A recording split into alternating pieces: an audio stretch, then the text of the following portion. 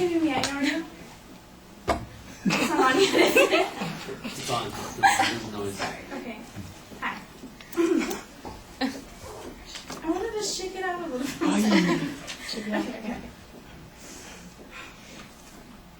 It's wrong, it's messy, and it's downright illegal. It's illegal whaling that Japan does every day to our whales. Is it wrong or is it right, and who's able to justify? Today I will inform you of the dangers of whaling going on in Japan. There's no financial value in it, there's certainly no science in it, and it has been a twisted nationalism, according to the New Zealand conservative minister, or conservation minister.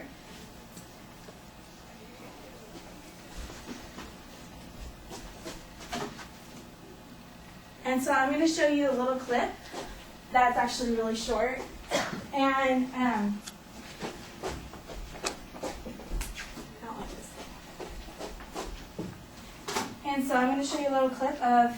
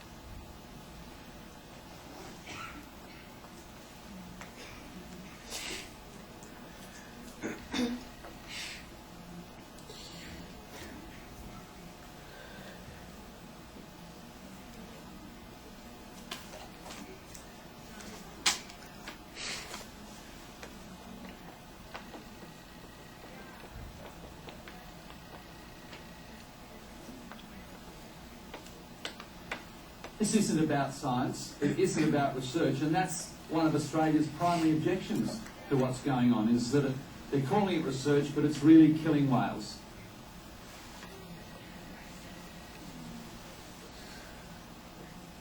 I actually had to choose one that was incredibly not graphic because I'm a huge animal lover. But I have statistics here that I found on Photo Bucket, and basically Japan is this yellow one right here, and they are the highest people in illegal whaling, and they claim that it's scientific. And so they claim it's scientific, and so they're like, oh yeah, it's scientific, but according to the Japanese scientific whaling people of IWC legislation, they even said that, however, most of the data collected by the Japanese scientific whaling program is not required for management or conservation of whale stocks and never published in reputable scientific journals.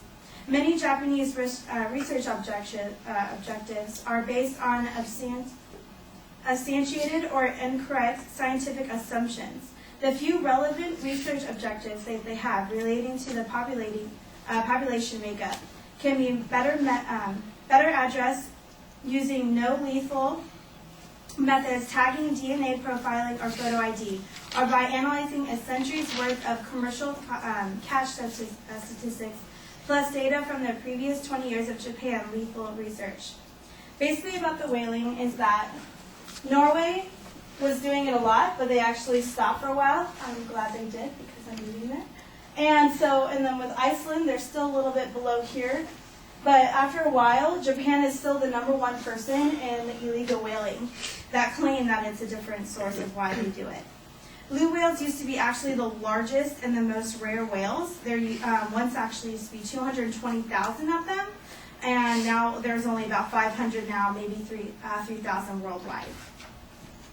And also the minke whales are the ones that Japan was like saying that they actually had the most of, and that they were only hunting them. Those are the great whales, the ones that like go above services. They are very curious animals, and probably one of the most gentle. And so mainly because they chose those whales, mainly because they're the smallest, so they have not been subject to the same hunting pressure yet. They were not targeted by whalers until the 1970s, when larger species became too rare. And then Japan initially claimed that they were taking only minke whales, like I said, but convert genetic analysis by New Zealand, scientists revealed some meat for sale in Japan in the 1990s came from dolphins, and some from endangered species such as sei, fin, and humpback whales. The New Zealand conservation minister said anti-whaling nations struggled to comprehend Japan's rationale for continuing whaling. There is no financial value, there's certainly no science, and there is a twist of nationality. Both species listed on the endangered IE face a very high risk of extinction in the wild in the future. And also, last but not least, the 50 humpback whales, the total population estimate, is passed through New Zealand water is only 2,000 now. There used to be a lot more. So, in total, the Japanese claim to be all scientific, but in total, they are actually lying about it.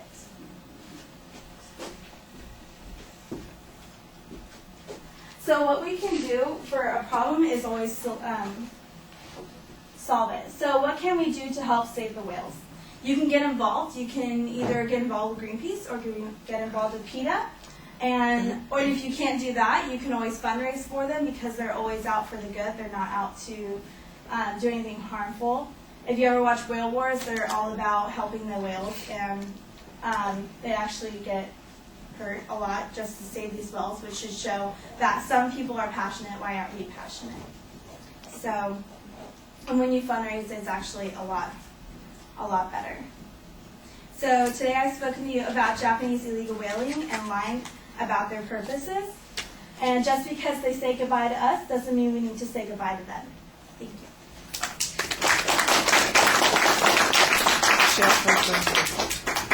So, 7:13.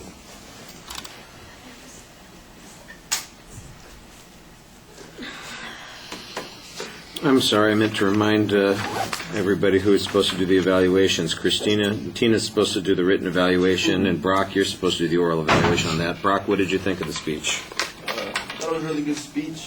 You had a lot of information that comes from like 20 years ago. Like I saw you had those statistics from like the 80s and stuff, and I think that you had like really good pictures in the video. It was like, it wasn't too gruesome, but it showed what they really do to them and stuff. And it shows how they laugh. But all in all, I think it was pretty good. I liked it. Thank you.